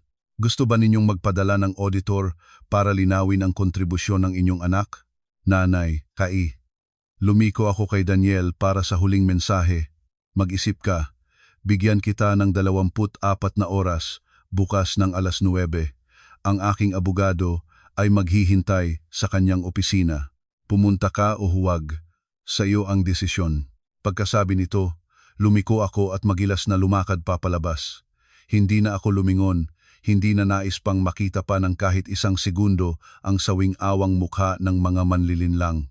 Sa aking likuran ay naririnig ko pa rin ang ulol na sigaw ni Aling Corazon at ang nakakatakot na katahimikan ni Daniel, oras na para ibaba ang kurtina ng palabas na ito. Hindi na ako bumalik sa service apartment kundi nagmaneho ng diretso sa malaking bahay. Kahit ang lugar na ito ay naluto na ng daya at pagkukunwari, ito ay pa rin ang aking bahay, ang aking ari-arian at kailangan ko itong linisin mismo. Ang una kong ginawa pagdating sa bahay ay tumawag sa isang 24,007 security company. Kalahating oras, isang team ang dumating. Ipinapalitan ko ang buong sistema ng lock mula sa pangunahing gate hanggang sa lahat ng pintuan sa loob gamit ang pinaka-advanced na smart lock. Mula sa sandaling iyon, ang aking fingerprint at fingerprint ni Christina lamang ang makakabuksa ng mga pintuan. Pagkatapos, tinawag ko ang kasambahay sa sala. Binigyan ko siya ng isang malalim na kabayaran. Pakiayos ang lahat ng personal na gamit ng aming mga bisita at ni Daniel sa mga kahon damit, sapatos, hanggang sa pinakamaliit na bagay. Walang dapat na tiirang kahit ano, ibalot ng maingat at dalhin sa bodega sa labas. Matapos gawin ito, ibibigay kita ng bakasyon ng ilang sandali.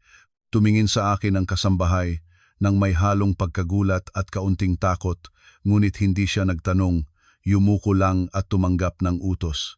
Naupo ako sa sofa, tahimik na pinanonood ang bawat gamit ng mga ito na dala-dala palayo, parang bawat masamang alaala ay unti-unting nalilinis mula sa aking tahanan. Ang pakiramdam ay napakaliwanag. Nang gabing iyon ay nakatulog akong mahimbing, ang pinakamapayapang tulog sa loob ng maraming linggo. Kinabukasan ng umaga, eksakto sa 8:30, naroroon na ako sa opisina ng abogado ni Tito Rodel. Nagsuot ako ng puting terno. Magaan, ngunit determinado ang makeup. Handa na si Tito Rodel sa loob, kasama ang lahat ng maingat na inihanda niyang mga dokumento. Sigurado ka na ba, iha? Tinanong niya ako sa huling beses. Hindi ako naging mas sigurado kaysa ngayon, Tito. Tumugon akong matatag. Eksaktong 9:00, pumasok si Daniel ng mag-isa. Mukhang lubog at kawawa-awa siya kaysa kailanman. Mapula ang mga mata, malaglag ang balbas, kulubot ang suot. Mukhang hindi siya nakatulog buong gabi. Walang kasama na abogado. Marahil sa hiya o kaya ay wala na rin siyang pera para umarkila. Umupo siya sa harap ko, hindi mapangarapin sa pagtingin. Maria, hindi ba tayo makakausap pa? Para sa ating anak, para kay Christina, huwag mong isangkot sa ganitong bagay ang aming anak. Ang aming anak ay hindi nangangailangan ng isang ama tulad mo. Putol ko ng malamig ang boses. 15 minuto kang bibigyan para basahin at pirmahan ang mga papel na ito. Kung hindi, diretso na tayo sa korte. Itinulak ni Tito Rodel ang manik ng papel papunta kay Daniel. Kinuha niya ng nanginginig ang mga papel, binasa ang bawat pahina. Habang binabasa, lalong namumutla ang kanyang mukha. Ang divorce papers, ang kasunduan sa pagkakahati ng ari-arian, lahat ng probisyon ay malinaw na siya ay aalis ng walang dala maliban sa mga personal na gamit na nakabalot na sa bodega ng bahay. Itinaas niya ang ulo at tumingin sa akin nang may mga matang puno ng kawalan ng pag-asa. Nagtrabaho ako para sa kumpanya ng maraming taon. Wala ba talaga akong dapat matanggap? Nagtatawang loob ako. Isang ngiti na puno ng mapanukso. Ang pinakamalaking mong kontribusyon ay gumamit ng pera ng kumpanya para alagaan ang iyong kerida at ginamit ang koneksyon ng Santos Holdings para sa sariling kapakanan. Gusto mo bang magpadala ng auditor para linawin ang iyong kontribusyon? Ang aking banta ay pumatay sa huling lakas ng loob niya para sumalungat. Yumuko si Daniel, ang nanginginig na kamay ay kumuha ng ballpen. Nag-aatubili siya ng matagal, pagkatapos ay inilagay ang panulat at pumirma sa bawat pahina. Sa sandaling nakumpleto ang kanyang pirma, parang nahulog sa aking balikat ang isang napakabigat na pasanin. Ang peking kasal na ito ay sa wakas ay natapos na. Tumayo si Daniel, matutunton na lumakad palabas tulad ng isang taong nawalan ng diwa. Bago lumabas, lumiko pa siya at tumingin sa akin sa huling sandali. Sa paningin na iyon ay may pagsisisi, may pag-angkop, ngunit ang lahat ay napaka-late na. Tapos na, iha. Sabi ni Tito Rodel, mapayapa ang boses. Tumango ako at ngumiti. Isang tunay na ngiti sa unang pagkakataon matapos maraming araw. Oo Tito, tapos na. Malaya na ako. Paglabas sa opisina ng abogado, hindi ako nakaramdam ng huwad na tagumpay tulad ng isang kampiyon, kundi isang kapayapaang katulad ng pagkakamalayang nakagaling na mula sa isang matagal na karamdaman kahit medyo pagod pa rin ang katawan. Ang diborsyo kay Daniel ay hindi ang katapusan, kundi ang unang hakbang para linisin ang aking buhay, burahin ang mga mantsa na naiwan nila sa aking buhay. Nang hapon ding iyon, nakipag-ugnayan ako sa isang kilala at mapagkakatiwalaang real estate company sa Maynila. Ibig kong ipagbili ng mabilis ang dalawang ari-arian. Una, ang malaking bahay sa subdivision at pangalawa, ang condominium unit sa Makati. Ang kahilingan ko ay maayos at mabilis ang proseso para sa isang gustong bumili ng tuluyan. Hindi kailangang pinakamataas na halaga sa merkado, ngunit dapat matapos lahat. Lahat ng kapangyarihan ay ibibigay sa inyo. Bahagyang nagulat ang broker sa kabilang linya sa aking determinasyon, ngunit mabilis niyang ipinakita ang profesionalismo. Parehong ari-arian ay nasa mahusay na lokasyon. Ang paghahanap ng mamimili ay hindi magiging mahirap. Ang pagbebenta ng malaking bahay ay para ganap na mabura ang masamang mga alaala. Sa bawat sulok ng bahay, sa bawat kasangkapan ay may alaala ang pagkukunwari ng mga ito. Hindi ko gustong manirahan sa isang lugar na ganoon.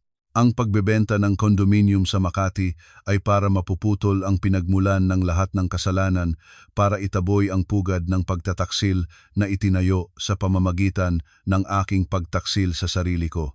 Ang perang mula sa pagbebenta ay gagamitin ko sa pagkawanggawa na parang paraan ng paglilinis ng masamang kapalaran. Matapos ayusin ang usapin ng bahay, nagsimula na akong mag-isip sa huling suntok. Si Daniel at ang kanyang pamilya ay ipinagbili ang lahat, inialay ang lahat para sa iisang layunin, ang apo na lalaki. Ang pag-iisip na ito na nagmamataas sa lalaki ay ang kanilang pinakamahalagang motibasyon, kaya wawasakin ko ang eksaktong layuning iyon. Naalala ko ang salita ni Mang Ernesto ng mapig na gabing iyon. Basta malusog na lumabas ang batang lalaki, hawak-hawak na natin ang resulta ng DNA test. Pinag-isipan nila pati ang DNA test. Nangangahulugang hindi sila ganap na nagtitiwala sa keridang iyon. O kaya kailangan nila ng papel para sa pagtatalo ng ari-arian laban sa akin. Ano man ang dahilan, nagpuwersa ito ng isang ideya sa aking isipan. Hinawakan ko ang telepono at tinawag ang pribadong investigador na tumulong sa akin dati. mayroon akong bagong trabaho para sa inyo. Medyo sensitibo ito, nangangailangan ng ganap na diskresyon at husay. Sabihin po ng inyong utos, basta kaya ko, gagawin ko. Matatag at mapagkatiwalaan ang boses ng lalaki sa kabilang linya. Kailangan ko ng DNA sample ng isang bagong silang na sanggol, ang anak ni Vicky, na kasalukuyang iniingatan sa isang postpartum care center malapit sa maternity hospital sa Maynila. Humanap kayo ng paraan para makakuha ng sample ng sanggol, ilang strand ng buhok, kuting ng kuko o swab sa bibig, kahit anong mapag-aralan. At kailangan ko rin ng katulad na sample ni Daniel Santos. Gawin ito ng hindi alam ng kahit sino, ang gastos ay hindi magiging problema. Hindi ito madali, ngunit posible. Kailangan ko ng oras at mas detalyadong impormasyon tungkol sa schedule nila. Ibibigay ko. Sige na kayo. Gusto ko ng resulta sa pinakamaagang panahon. Ibinaba ko ang telepono at tumingin sa labas ng bintana. Ang langit ng Maynila ay papasok na sa takip-silim.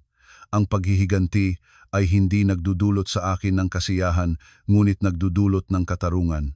Katarungan para sa pinahirapan ng katangahan ko, para sa tinaggal na tiwala, at para sa mga taon ng kabataang ginugol sa isang taong hindi karapat-dapat.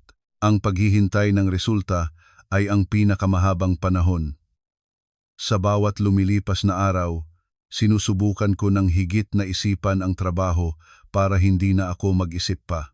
Inirestruktura ko ang buong operasyon ng subsidiary na pinamahalaan noon ni Daniel, pinaalis ang mga taong kanyang paboritong walang kakayahan at pinalitan ng mga tunay na may talento. Ang trabaho ay nakatulong sa akin na mahanap muli ang aking sarili, isang malakas at mapagpasyang babaeng negosyante, hindi isang asawang laging naghihintay sa anino ng asawa. Isang linggo ang lumipas, tumawag ang investigador. Ma'am, mayroon na akong kailangan ninyo. Ang resulta ng DNA test mula sa isang kilala at mapagkakatiwalaang sentro, may opisyal na selyo at buong legal na bisa. Ipapadala ko sa inyong encrypted email. Bumilis ang tibok ng aking puso. Salamat, magaling kayo. Nag-aabangan akong binuksan ang email. Lumitaw ang isang PDF file. Inilipat ko sa pinakailalim ng pahina, kung saan ang conclusion. Batay sa resulta ng DNA analysis, si Daniel Santos ay walang biological na relasyon sa batang lalaki na ang sample ay katumbas ang antas ng pagkatugma ay 0%. 0%. Ang bilugang bilang ay lumabas sa harap ng aking mga mata. Kahit may inihanda akong pag-iisip, naramdaman ko pa rin ang isang kuryenteng dumaan sa aking gulugod. Nakakatawa. Talagang nakakatawa. Lumabas na hindi lang ako ang niloko, kundi pati si Daniel at ang buong pamilya niya ay biktima rin sa ibang palabas. Ang apo na kanilang sinamba, na handang isakripisyo ang lahat para makamit, ay produkto ng ibang lalaki, si Daniel Santos. Hindi lang nawala sa kanya ang lahat ng ari-arian, ang karera, ang pamilya pati na ang huling pag-asa niya, ang tanging pagmamalaki niya ay isang kasinungalingan din. Hindi ko mapigilan ang tawang lumabas. Isang ngiting mapait at nakakaaliw sabay. Ito ang pinaakamalupit at pinaakaperpektong katapusan. Iprininta ko ang resulta ng DNA sa isang magandang papel, maingat na inilagay sa isang cream-colored na sobre. Wala akong idinagdag na kahit isang salita. Ang papel mismo ay nagsasalita ng lahat. Tinawagan ko ang isang express delivery service at inutusan silang ihatid ng personal kay Daniel Santos sa postpartum care center kung saan naroroon sina Vicky at ang sanggol. Maingat pa akong nagbigay ng instruksyon sa nagdadala na piliin ang sandaling naroroon sina Daniel at Vicky para ihatid ang regalo. Nang mapadala ang sobre, naramdaman ko ang kapayapaan ng puso. Ang lahat ng utang na galit ay sa puntong ito ay maaaring ituring na natapos na. Ang natitira sa palabas ay manonood na lamang ako. 2 araw pagkatapos, nakaupo ako sa aking opisina na sinusuri ang quarterly report nang kumatok si Carla at pumasok ng may kulubot ang noo. Ma'am, may bagay na nangiingay sa social media. Tinitignan ko na dapat ninyo itong makita. Inilapag niya ang isang tablet sa harap ko. Sa screen ay isang video na nagkalat ng napakmabilis. Ang headline ay sensasyon. Bilyonaryong naloko sa loob ng postpartum care center. Inatake ang Kerida. Pinindot ko ang play. Ang video ay mukhang kinuha ng palihim gamit ang cellphone. Ang larawan ay medyo nanginginig, ngunit ang tunog ay malinaw. Ang tagpuan ay ang marangyang reception area ng isang postpartum care center. Ang pangunahing karakter ay walang iba kundi si Daniel at Vicky. Mukhang tulad ng isang nasugatan na hayop si Daniel, galit na galit at nawalan ng ulirat. Hawak niya ang isang kulubot na papel sa kamay, ang eksaktong resulta ng DNA test at sumisigaw sa mukha ni Vicky. Sabihin mo sa akin, sinong iba ang ama ng bata? Niloko mo ako at ang buong pamilya namin. Si Vicky, kakasilang pa lamang at mahina pa rin. Nakaupo sa wheelchair, ang mukha ay maputla tulad ng papel. Nautal siya. Anong ibig mong sabihin? Hindi ko naiintindihan. Ang ating anak naman iyon. Ating anak.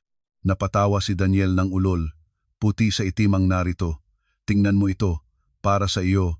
At dahil sa iyong tinatawag mong anak, ay nawala sa akin ang lahat. Alam mo ba iyon? Ano ba ang dapat kong gawin ngayon? Itinatapon niya ang papel sa mukha ng babae. Dahil sa iyo, nawala sa akin ang lahat. Ang sigalot ay naging mas maigting ng todo. Si Daniel sa kanyang kabaliwan ay sumugod at itinapon ang wheelchair ni Vicky. Nagtakbo ang mga nurse at security guards para pumigil. Ang kaguluhan, ang pagmumura ni Daniel, ang pag-iyak ni Vicky, ang sigaw ng mga nakapaligid lahat ay isang magulo at nakakahiyang ingay. Pinanood ko ang video hanggang sa katapusan. Walang nalaktawan kahit isang detalye. Hindi ako nasiyahan at hindi rin naawa. Naramdaman ko lamang isang kawalan. Ang kasakiman at pagkukunwari ay hahantong lamang sa pagkasira. Pinili nila ang landas na iyon at ngayon ay dapat nilang tanggapin ang bunga. Ang video ay naging bagyo sa social media. Ang pagkakakilanlan ni Daniel ay mabilis na natuklasan. Ang anak sa batas ng Santos Holdings, ang batang direktor, ang mga magagandang pangalan noon ay naging panlibak. Ang kwento niya ay naging halimbawa ng pagtataksil at kamangmangan. Ang karera at dangal ni Daniel Santos ay nalubog sa loob ng isang hapon. Isang magandang umaga ng linggo. Mga isang linggo matapos ang kaguluhang iyon sa social media, kasama ko ang aking anak na si Christina na naglalaro sa maliit na hardin sa likod ng bagong bahay ko na kakarating lang doon. Ito ay isang mas maliit na bahay, ngunit mainit at mapayapa, isang bagong simula para sa aming dalawang ina at anak. Tumunog ang kampanilya ng pintuan. Tumakbo ang kasambahay palabas at bumalik ng may nagugulumihang mukha. Ma'am, nandoon sa labas si Ginoong Daniel at isang matandang babae. Gustong makausap kayo daw. Alam ko na maaga o matagal ay darating ang araw na ito. Binuhat ko si Christina at sinabi sa maliit na bata, "Anak, pumunta ka sa loob at maglaro kasama ang yaya sandali. May gagawin lang si Mami sa labas." Lumabas ako sa gate. Nakatayo sa labas ang dalawang pamilyar na silueta, ngunit ngayon ay parang estranyo na at sawing awa. Si Daniel ay payat at nanlumo, malalalim ang eye bags, ang mukha ay maputla at walang sigla. Sa tabi niya si Aling Corazon, katulad din ang hitsura, mas pumuti ang buhok, yumuko ang likod, wala na ang dating autoridad at kahambugan. Pagkakita sa akin, parehong lumuhod. "Maria, pakiusap. Nagsisi na ako. Ang lahat ng kasalanan ay para sa akin. Pwede mo ba akong patawarin?"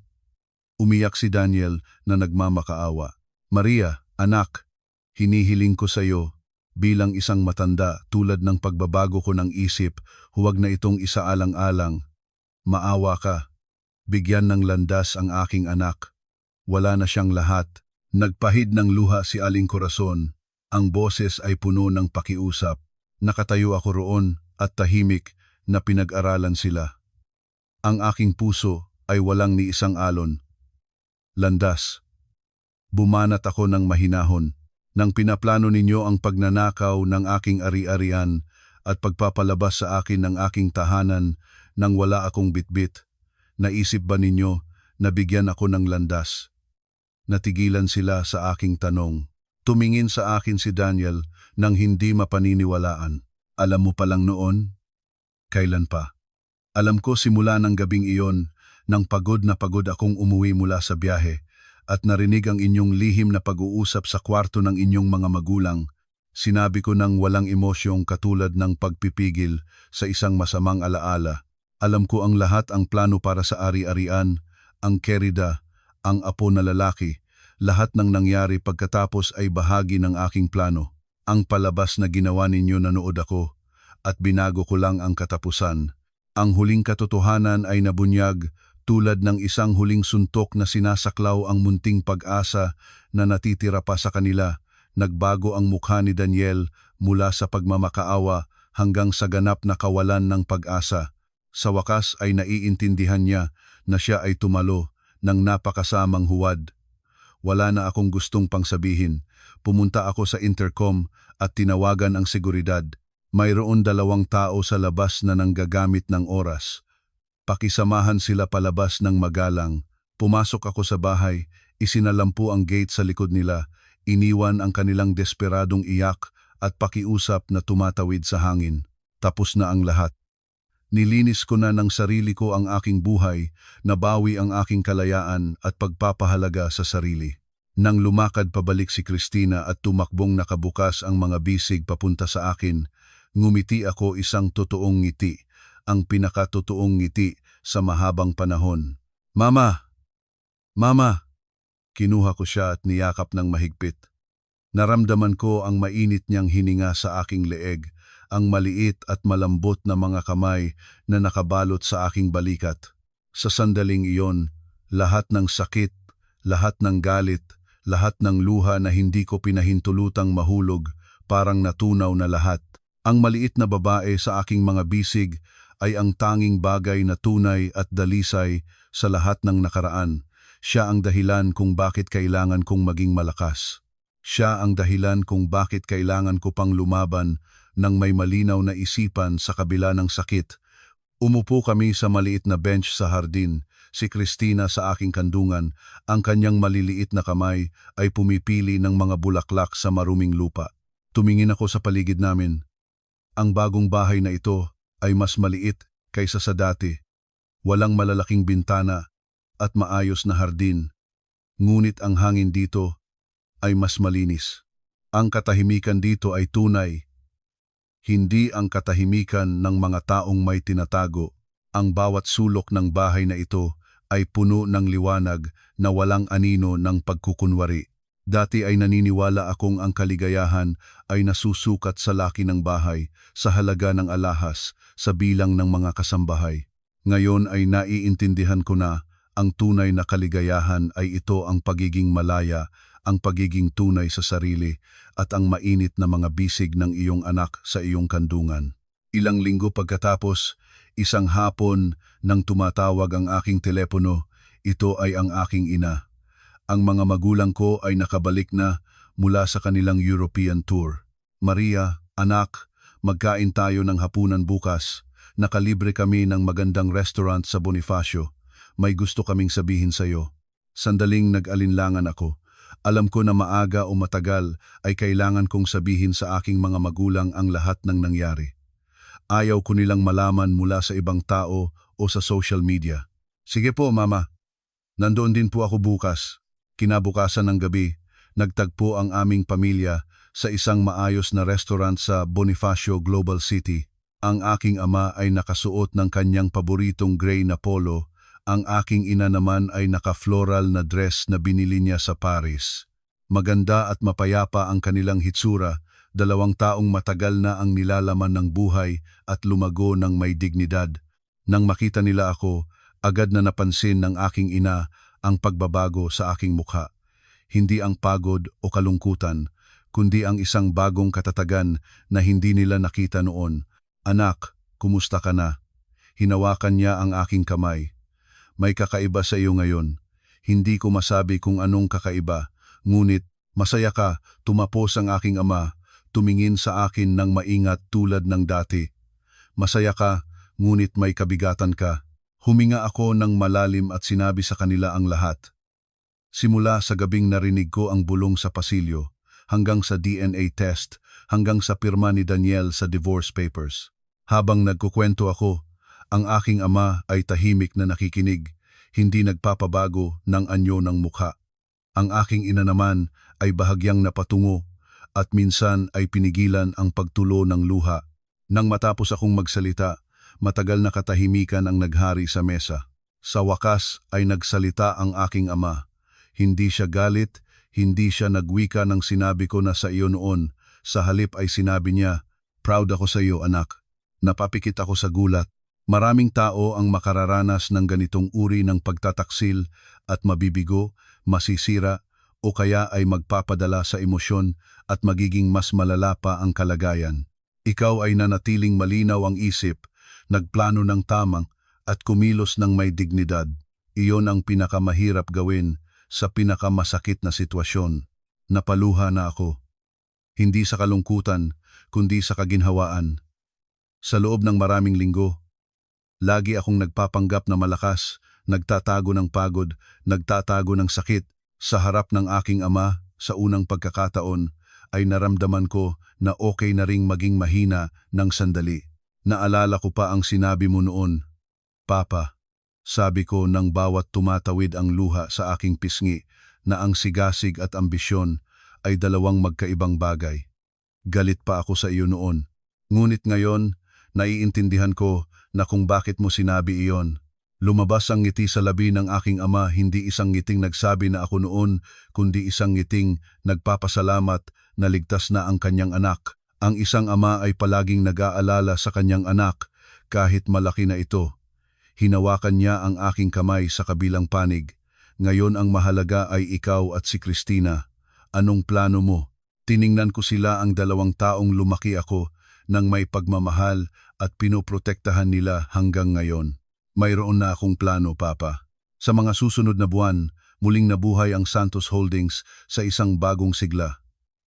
Ang aking mga desisyon bilang Vice-Presidente ay naging mas matalim, mas matibay at mas makabuluhan.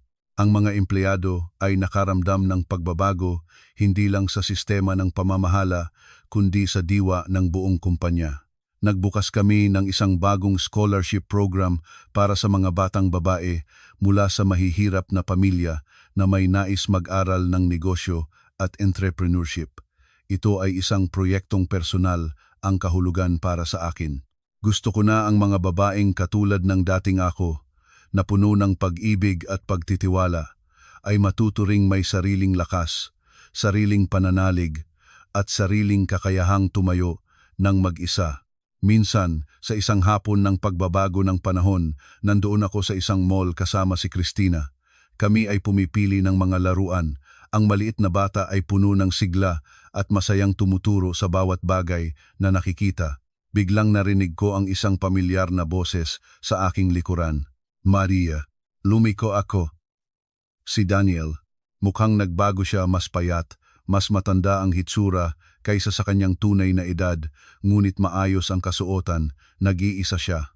Sa kanyang mga mata ay wala ng galit o pag-aangkin, nandoon lamang isang mapayapang kalungkutan.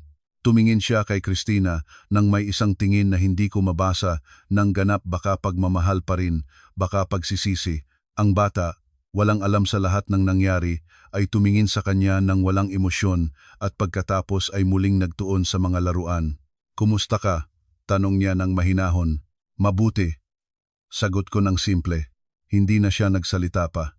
Tumingin pa siya ng sandali kay Christina, pagkatapos ay lumiko at lumakad palayo. Pinanood ko ang kanyang pagtanggal sa tanawin, ang isang bahagi ng aking nakaraan na dahan-dahang nagpapaalam. Wala akong naramdaman na galit, wala ring kalungkutan.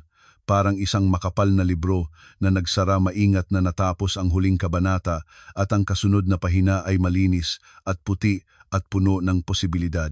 Lumakad si Christina pabalik sa akin, hawak ang isang maliit na stuffed bear. "Mama, ito." Nag-abot siya sa akin nang may malaking ngiti. "Para sa iyo, Mama." Niyakap ko ang maliit na oso at pagkatapos ay yumuko para niyakap ang aking anak. Salamat anak, salamat na ikaw ay nandito. Habang humihigpit ang kanyang mga bisig sa aking leeg, naisip ko ang lahat ng landas na tinahak ko para makarating sa sandaling ito. Ang sakit, ang galit, ang malamig na pagpapasya, ang mahabang mga gabi ng pag-iisa, lahat ng iyon ay bahagi ng isang paglalakbay na hindi ko pinili ngunit kinailangan kong tapusin. At sa katapusan ng lahat, ang natira ay ito, isang malinis na langit, isang mainit na yakap ng aking anak, at ang katotohanang ang tunay na kalayaan ay hindi ibinibigay ng sinuman, kailangan mong bawiin ito para sa iyong sarili. Sige na anak, pumili tayo ng laruan at saka kumain ng ice cream. Yes! Sumigaw si Christina nang may torotot na saya. Humakbang kaming dalawa ng pasulong isang ina at ang kanyang anak sa ilalim ng maliwanag na araw ng Maynila sa simula ng isang bagong kwento na aming isinusulat ng magkasama. Ang tunay na tagumpay ay hindi ang pananaig laban sa isang kaaway. Ito ay ang muling pagbabalik sa iyong sarili mas malakas, mas malinaw at mas malaya kaysa dati.